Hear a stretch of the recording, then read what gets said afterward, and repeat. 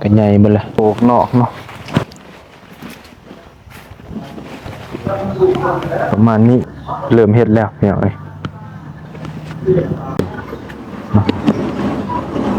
ประมาณนี้ไอ้มึงจะให้อายเพิ่นมาเบิ่งให้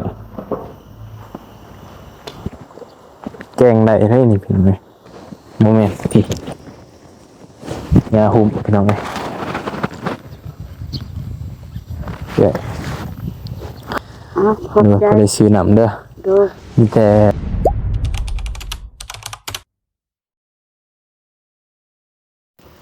เอาเปิดภาพมาบัดนี้พี่น้องเอ้ย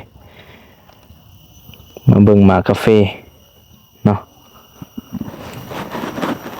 เป็นสวนของบ่มีเนาะมื้อนี้ก็มาเบิ่งเฮือนดีก่อนเนาะว่าสร้างเพิ่นเริ่มโบกทางนอกนะแต่ว่ามาเบิ่งกาแฟแล้วก็เริ่มเกิดปัญหาพี่น้องเนาะเพี้ยเฮ็ดให้กาแฟมันบ่เจริญเติบโตนะเนาะสิเป็นในบ้านหลายกกเลยพี่น้อง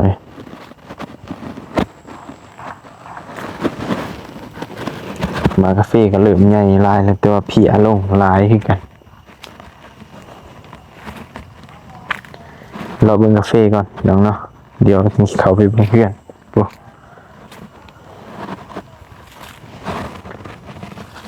เพี้ยหลายนี่เนี่ย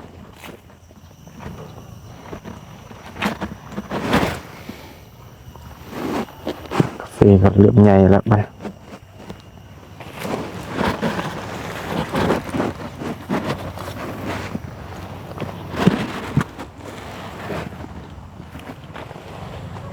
สำรวจมันก่อนตัวนั้นก็เรียบร้อยแล้วดวงจอลำ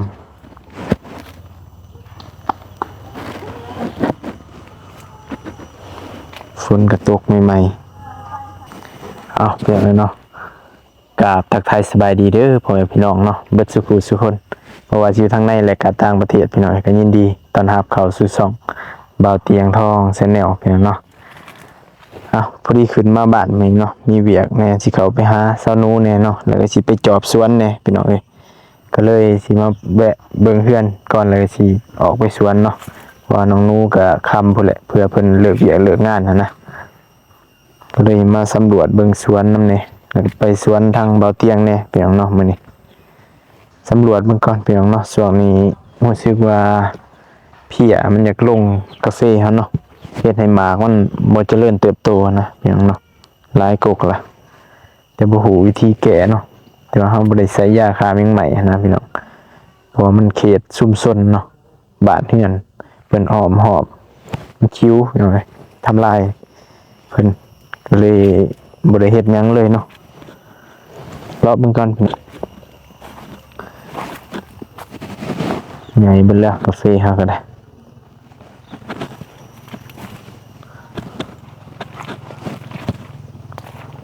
บางกกก็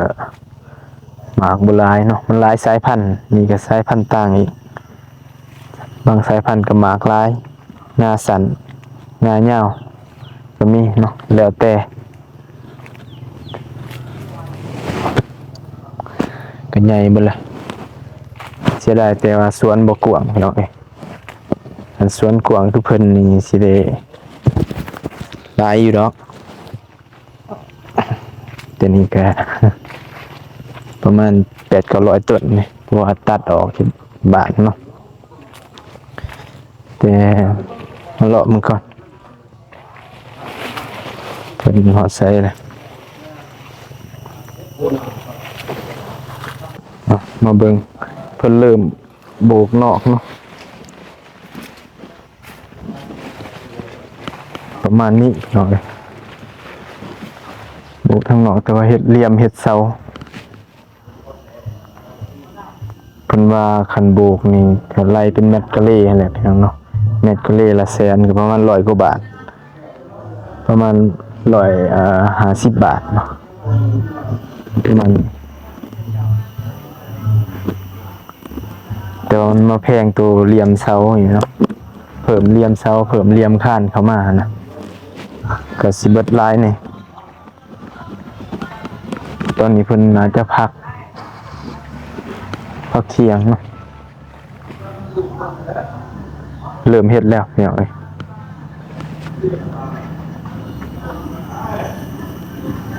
เบิดหลายเติบอยู่ทั้งค่าสอกค่าสร้างทั้งซื้ออุปกรณ์เนาะว่ากันพี่น้องเอ้ยตัดสินใจสิเฮ็ดเลยก็ ต้องได้เฮ็ดเนาะเพิ่นต้องจับเหลี่ยมก่อนพี่น้องเอ้ยประมาณนี้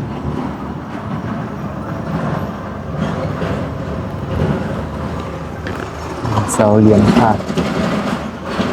ลอยไปแล้ว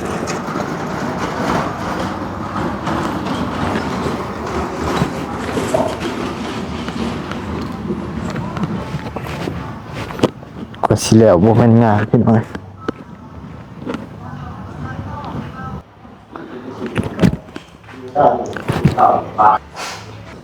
สบายดีเด้อ สบายดี เด้อพักเที่ยงวะ พักเที่ยง เด้อมันจะกินข้าวดิ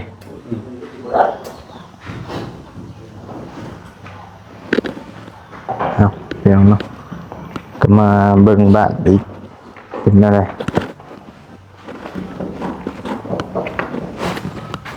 ปูนเพิ่นมาส่งต้นหนึ่งเบิดแล้ว มัดตัวนี้แล้ว โดยอัน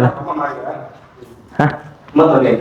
ตัวต้นหนึ่งเอามาใหม่ๆหั่นเด้ งาน เบิดเลยเนาะเดี๋ยวสิสร้างเข้ามาอีก เฮ้ยตามมาโหลดแล้วต้องโต้โหลด โอเค ผมพอเจียวมันออก ไม่สร้างมาให้บ่อยากหรอก เจ็ดสอบเลยดูต้นแต่เช้ามาเจ็ดสอบเลย กินข้าววะสบายดีเด้อเดี๋ยวยังกิน ตมค้าเป็ดใส่ โอเคเบิ่งห้องน้ำพี่น้องเนาะเพราะว่าบ่ได้มาเบิ่งลายมือแต่ว่าให้อายเพิ่นมาเบิ่งให้ก็ติดกันเปื้อนแล้วแลนท่อให้ยังเรียบร้อยแล้วนะ แบบนี้ เอาโอเคเดี๋ยวเนาะก็มาตรวจงานเพิ่นก็เริ่มลงมือเนาะเพิ่นจับเหลี่ยมหอบเบิดแล้วมีแต่ก็เฮ็ดต่อไปเนาะคอยเบิ่งเพราะว่าให้เพิ่นเมารอบนอกหรือเพิ่นก็บอกราคาแค่แมตกะเล่หนึงอะนะพี่น้องเนาะราคาแต่ละอย่างแต่รวมๆแล้วก็ยังบ่ทันสรุปได้เนาะแต่เพิ่นว่าเฉลี่ยก็ถ้าว่าเฮ็ดเสาเฮ็ดข้านโซ่อิหยังทั้งเบิดนี่ก็ประมาณ30นี่เนาะแต่โบของมัน20ปลายแต่ว่าเฮ็ดข้านเฮ็ดเหลี่ยมหยังหลายๆอย่างพี่น้องเนาะแต่ว่าเสาหน้าก็เพิ่นได้เฮ็ดเนาะอย่างงบบ่พอนะแล้วจังว่ากันอีกเทื่อนึงเนาะมีแต่ว่าสิไปเบิ่งสวนก่อนพี่น้องเนาะทางสวนบ่เตียงต่อเพิ่นมาเบิ่งทางสวนเฮาก็โอเคอยู่เนาะแต่มีบางเล็กบางหน่อยที่ว่าเพียเริ่มเข้าเนาะก็บ่น้อยเติบพี่น้องเนาะหลายกกประมาณ 10% เลยเพียเข้าสิเฮ็ดแนวใดไปพี่น้องเนาะไปเบิ่งสวนบ่เตียงต่ออ้าวตัดภาพมามื้อนี้ก็มาฮอดสวนบ่เตียงเนาะแต่ว่าบ่เจ็บบ่สบายเนาะพักผ่อนก่อนเพิ่นว่ามาเบิ่งต้นกาแฟกันพี่น้องเนาะหลายมื้อบ่ได้เห็นปะโท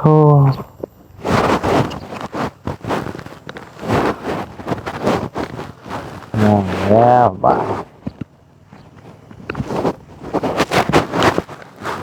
เปลี่ยนแปลงหลายเติบเนาะอาจจะอายุมันน่าจะ2 เดือนเนาะมันจะขวบ2 เดือนแหละมีของที่เศร้าปลายนะ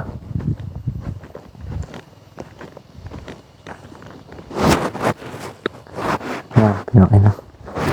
ใบมันหนาแล้วก็เขียวเพราะที่ว่าเพิ่นพ่อฝุ่นเนาะหญ้าก็เขียวหลายแล้วพี่น้องเอ้ยสิได้หาคนมาเสียแล้วแหละแต่ตัวนี้หากระสาบ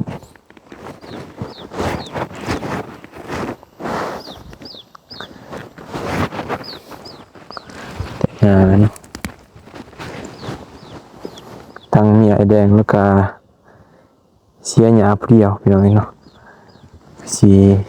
เอาบ่รอดเลยเดี๋ยวมาเบิ่งยาพี่ก่อนหกแห้งและบ่นี่ต้องจากแน่น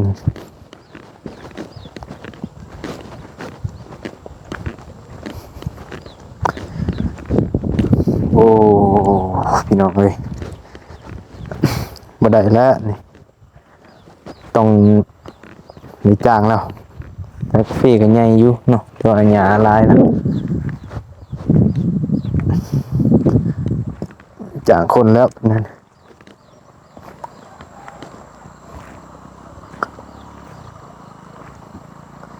เท่านี้พื้นที่ต่ำเนาะกาแฟก็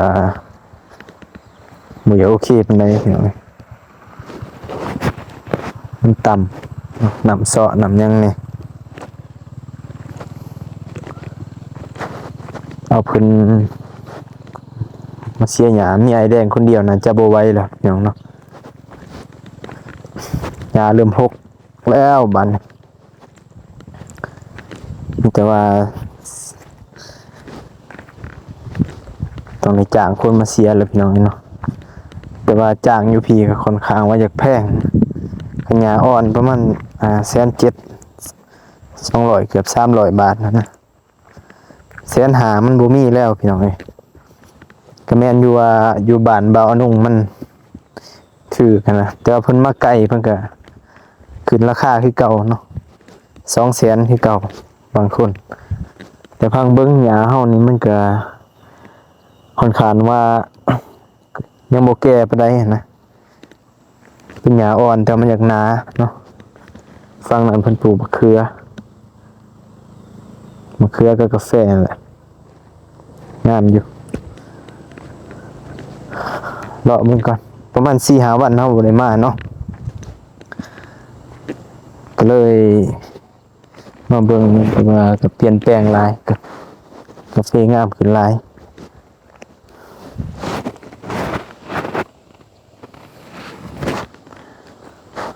ก็สิเลาะเบิ่งสำรวจเบิ่งก่อนน้องเอ้ย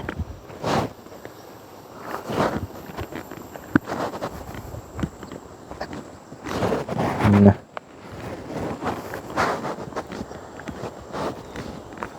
บดโทเมื่อมาโดนทางนั้นออกนอเลยไงเกินแกงได้ได้นี่พี่น้องเอ้ย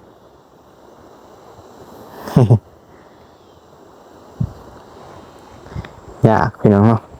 เพราะมันก่อใหญ่นะสิเช็ดอะไรเป็นโฆษณายานี่อันนั้นก็บ่ฮู้ว่าสิใส่ได้โอเคบ่ลองเอามาโหยเบิ่งเนาะ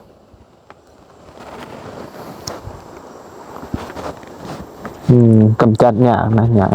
มันก่อใหม่ไผหวานเพราะมันใหญ่เผาก็บ่สะเทือนมันดอกน่าจะคันเผาก็น่าจะเป็น10 รอบพี่น้องเอ้ยแต่ว่าอันนี้เผาดำ 2-3 รอบนี่เอามันบ่อยู่เนาะก็พังเบิ่งเนาะนี่จึงหาวิธีอีกทีนึง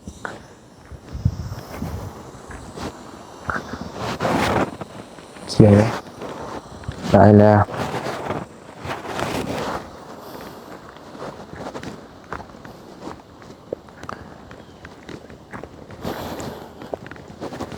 แต่ว่าแถวนี้เฮาได้เสียผ่านไปรอบนึงเนาะ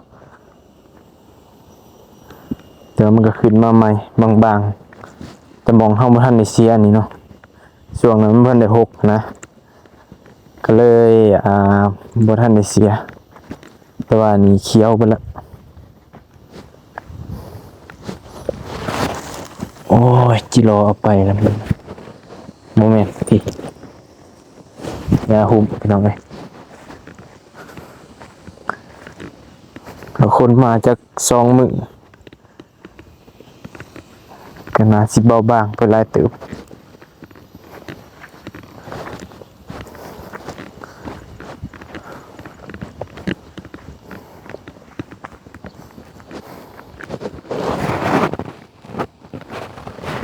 คือ2 เดือนเนาะ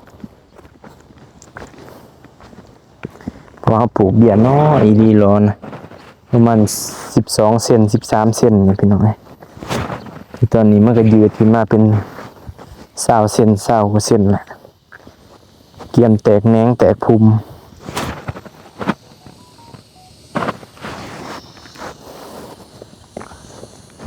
โอ้พอเสียแล้วพี่น้องเอ้ย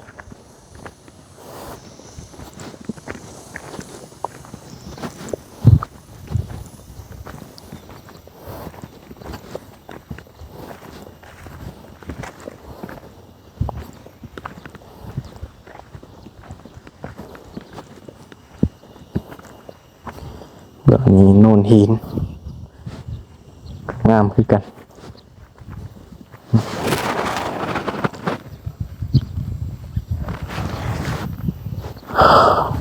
เขียวงามหลาย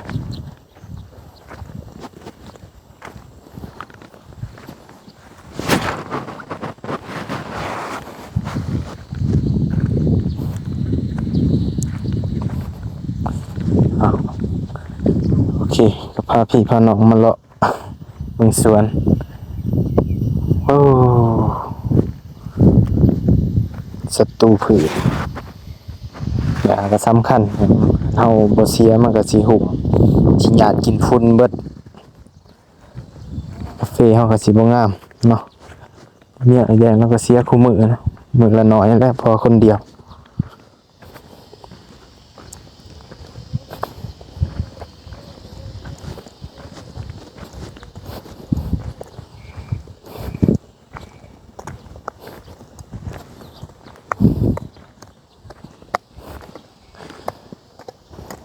โอ้บุกเป็นบุกเนาะ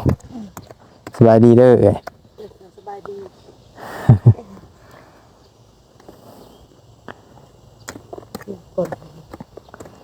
เสียหยาคนเดียวพี่น้องเนาะ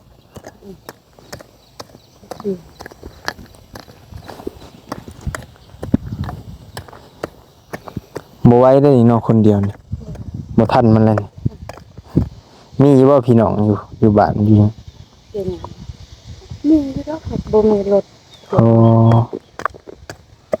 เนี่ยมีจัก4-5 คนเพิ่นมานอนได้ ได้อยู่ บ่เพิ่นถามเพิ่นว่ามัน1.7 1.8ได้บ่ ได้เฮ็ดแต่ละมื้อเฮ็ดกับเอื้อย เด้อก็มาเบิ่งเสียจัก 2-3 มื้อนี่นะให้มันเบาบางเจ้าแน่เนาะคนเดียวบ่ทันเด้นี่ บ่ทันเลย เอามาก็ใส่ตู้คกนั่นแหละก่อนเนี่ยเหลือตู้จังหวะ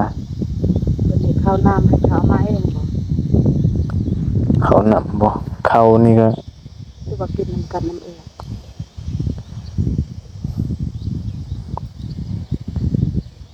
มีแต่เฮาสิเอาเงินให้ซื้ออะไรแนวกินซื้อสู่กันกิน มากินในยาหาเองเป็นเอง เนาะเดี๋ยวเฮาก็สิซอยส่วนหนึงหั่นแหละประมาณ3 มื้อให้เพิ่นมาช่วย3 มื้อจักคนอย่างละ5 คนก็ได้ เอื้อยบ่มีโทรศัพท์ละสอเอื้อยก็โทรบ่ได้เลย อ๋อ โตเอื้อยเมื่อยหาเขาอยู่บ้าน บ่มีโทรศัพท์อีกเนาะ เออ อ๋อเฮ็ดจังได๋เบอร์ก็มีบ่ บ่ค่อยบ่ฮู้เบอร์อีหยังก็บ่แม่ไปทางนั้นก็หาลูกเอื้อยอยู่หั่นให้ลูกเอื้อยหาให้ อยู่เฮือนบ่อ๋อโอเค ลูกไปเอื้อยก็ได้ ทางเบิ่ง ก็ไปทานแน่แค่นั้น มันยากเนาะเจ้าบ่มีโทรศัพท์ ก็บ่มีเงินซื้อ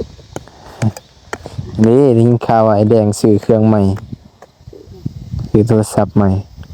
ก็สิฮู้อันเพิ่น ให้เราตัวเก่ามาให้บ่ได้ใช้ให้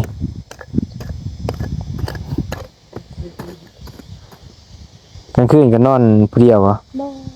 ร้านบ่มันนั่นเนาะ บ่ฮอนเป็นมานอนอยู่สิ อืม เจ้าก็ไปเฝ้า อืมคนเดียวเนาะบ่หาน เรียนที่อันอะไรบ่กล้าอัน อันน้องแมกมาแต่บ้านกระดอนบ่ เที่ยวไปกันดอนแต่มื้อนี้ก็ขึ้นมาเบิ่งเฮือนแม่แล้วก็เลยเข้ามานี่ หาก็ลูกเอื้อยก็ยันบ่เป็นแล้วหาจังไอ้แดงนี่หา โอ้เดี๋ยวสิตามไอ้แดงก็ได้ใช่ ไอ้แดงเอื้อยบอกว่านี่อย่าคอนแน่หาอย่าคอนแน่หาอย่านิดแน่ แล้วก็นี่คืออยากไปแต่หาอย่าคิดแน่อยากไปหลายคนอยู่ อืม มานอนได้ว่าสิให้มานอน แต่จะมานอนเฮาก็บ่มีรถที่กัน บัดนี้หันเว้าให้ไอ้แดงเว้าตกแตกน้ำเขาข้าวน้ำหันข้าวสารมันจะคือว่าบ่มีได้เขาว่า คันว่าข้าวสารก็เฮาซื้อก็ได้ คันนั้นเป็นนั้นวันหนึงเส้น7ว่าเด้อ เออ คันเส้น5ก็เส้น5เส้น5ก็ได้นะ ลองเว้าเบิ่งแสนหา ได้ แต่ว่าเขาก็เฮาสิซื้อมาให้ ของกินก็ซอยกันบอกกัน ได้เส้น5มันเขาอยู่นี่มันได้ อืม แต่โบได้เมื่อบานแดงแล้วหาจะ โดย คนว่าอยากได้หาคนบอ6คนบอ สำนั้นแหละ ไอ้แดงเลยเพียงหาคนด้วยหันเมื่อก็บ่เป็นอีกบ่มีรถคือกันนี่ก็บ่เป็นครับ เออ พอสัตว์กระเซลก็บ่มี โดย เลย พอ สิบอกน้องแม่อยู่ขึ้นเบิ่งยาหันขึ้นแล้วได้หั่นก็บ่ทัน แม่น โอ้แต่ละมื้อเฮ็ดเลยมื้อ มันมาทันแล้วผู้เดียวมันเป็นหยังสิกะจากคนสวย บุกตัวมันโหกมาแรกก่อนเลี้ยมเล็กกันหน่อยก็เสียก็ได้เนาะพอดีจะหน่อยเตียงลงมาก็เป็นสิไลให้พร้อมเงินเดือนเลยแต่นะคอยเสียไปก่อน โอเคมันจะนั่นเด้อเด้อเดี๋ยวมาเลยเฮาก็สิเข้ามาบอกอีกทีนึงเด้อ โดยจักโมงเนาะเขามา พังเบิ่งคำบอกก็คันเฮาบ่ได้เข้ามาก็สิบอกทางเอื้อยทางหยังก็ได้ได้แล้วเฮาก็สิให้โทรให้เขามาถามเบิ่งก็มาบอกก็ได้กิโลก็บ่ได้กัดหลายติสูงเพิ่น พกมันบ่เป็นคนพกมันน้อยลาย แม่นกะว่าตัวใดมันเติบโตช้าก็เปลี่ยนเลย มันช้านะยานบ่ทันหมู่กะว่ามันบ่รอดแล้วครับมันเปลี่ยนเลย แต่เฮาก็บ่ได้ซื้อหยังมาฝากโอ้เอาเงินให้พอได้ซื้อแนวกินก่อนเอาเด้อเอ้ย ขอบ เด้อ ใจ พอได้ซื้อน้ำเด้อ โดย มีแต่พอดีแหละนี่ก็ถ่ายเดือนอีก 2-3 มื้อพังเบิ่งบ่เที่ยงน่าจะลงมาว่ากันโดยแต่นั่นน่ะเด้อเอาโอเคอย่างเนาะก็มาเบิ่งสวนก็ ยาก็หกแล้วทางนี้เนาะนี่เมียไอ้แดงหาคนก่อนยันว่ามันหกไปกว่านี้มันสิบ่ทันมันก็หกเป็นบางส่วนนั่นแหละเพียงเนาะแต่ว่าก็หกหลายแล้วเกือบเต็มพื้นที่ยังไปภาคส่วนที่ว่าเสียก่อนเนาะใจก็ขอบอกขอบใจขอบคุณหลายๆเด้อพ่อแม่พี่น้องเนาะมาสุขุสุคนที่เขามาติดตามรับชมแล้วก็เป็นกำลังใจให้ทางเบาเมฆเนาะพร้อมด้วยทีมงาน มาโดยตลอดใจก็ให้เพิ่นบนทางทานเนาะจงอยู่ดีมีแห้งขอให้สุขภาพเข้มแข็งเนาะให้โชคให้มานให้ร่ำให้รวยเบิดสุขสุขคนเด้อพี่น้องเอาพอกันใหม่คลิปหน้าพี่น้องเนาะสำหรับคลิปนี้สบายดีเด้อ